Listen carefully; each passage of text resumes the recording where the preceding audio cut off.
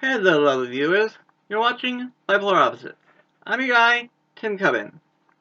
On October 23rd, 2004, the world lost a very unique woman, my Grandma Carmella Trippi. Now, some people have lots of stories about her relative. Well, my grandma, I spent a lot of time with my grandma, so I have tons and tons of stories I can tell about her. Just remember on the day of her 15th anniversary of her death. So, I wrote down a whole list here of all the stories that I want to talk about so that you can understand just kind of person my grandma was and how big an impact she had on my life. Okay, now, every time I would go to my uncle's apartment, the door would open, and the first thing I'd hear was she had like uncanny hearing. Like the second I walked in, Timmy, come here and give me a kiss. Do you think a kid wants to do that? Like, that's like something that a kid does not want to do. That goes right up there with, look how cute my grandson is.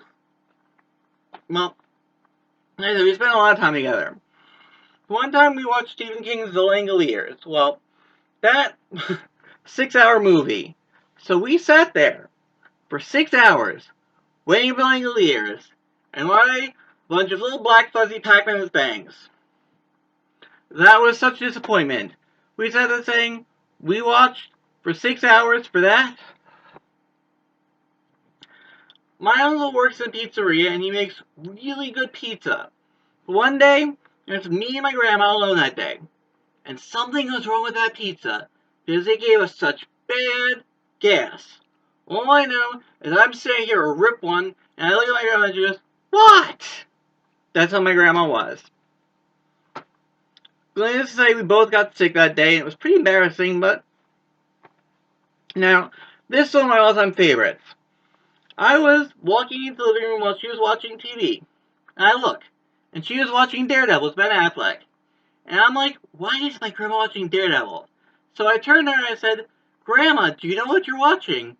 And she turned and looked at me and said, no, but he's a looker. It wasn't that she said, it was how she said that was funny. I'm like, okay, Grandma.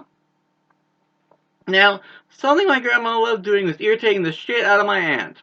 So, my grandma would be walking through the hallway and bump into things with a cane.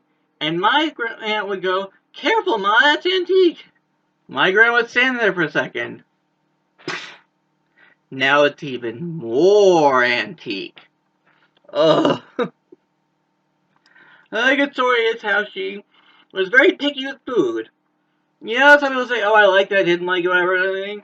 And she never said she liked the food. She just said, not bad. How was it, Ma? Not bad. Another thing, let me tell you, she was like 80-something years old when this happened. I really, really irritated her. It was just me and her again that time. So, she got up, she took her cane, and she chased me. I did not think an 80-year-old woman could move that fast. You know, I said walking down the hall. She is, whoa. Another good thing with the dinner stories, well, it was just a dinner table with my aunt, my uncle, my cousins, and my mom, and my grandma, and me. And I'd constantly be making nasty jokes about her. And she would turn and look at me. And she'd look with a scowl. Then I'd hold out my arm, and she'd go whack, making me a little smile. Let me tell you, my grandma, she wasn't big on smiling, so the fact that she smiled, that said something. Another weird thing was, I subscribed to Nintendo Power Magazine. And back when I was subscribed a long time ago, they did tear-out posters, or things that you could do with the posters.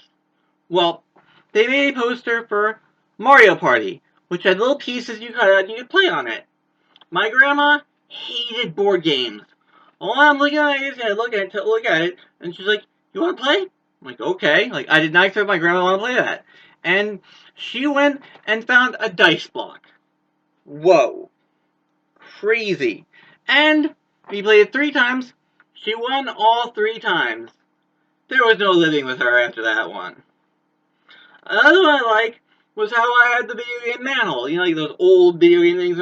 I had Mantle. And she's like, I want to play. So I gave it to her. I'm watching her play. And a lot of manholes stop you from falling in the manholes by moving the guy to hold the thing up. Well, first chance she gets, there's a guy about to step on the manhole.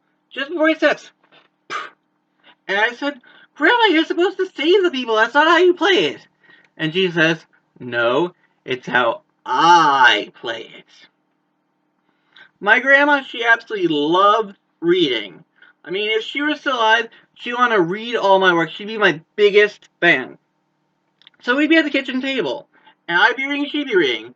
Every once in a while, we'd finish a chapter and we'd look at each other. How's your book? Good. How's your book? Good. Well, my grandma, she would read at night. She loved reading before going to bed. And she'd be sitting in bed reading, all of a sudden she'd fall asleep and boom, book would just fall flat on her face. About 3 minutes later, she'd wake up, pick the book up, and continue reading as if nothing had happened. Then my aunt had a statue of a naked lady.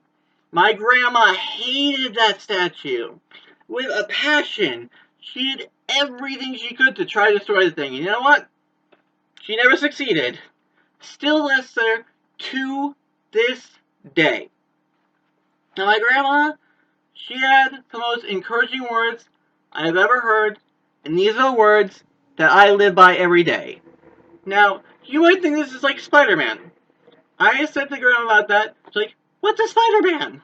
Well, she one time told me that with great ambition comes great opportunity.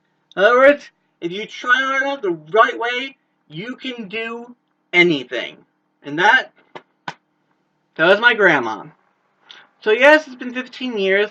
I'm very sad that she passed away, but you know what? She's here in my heart, and now in your minds. So I'm coming out.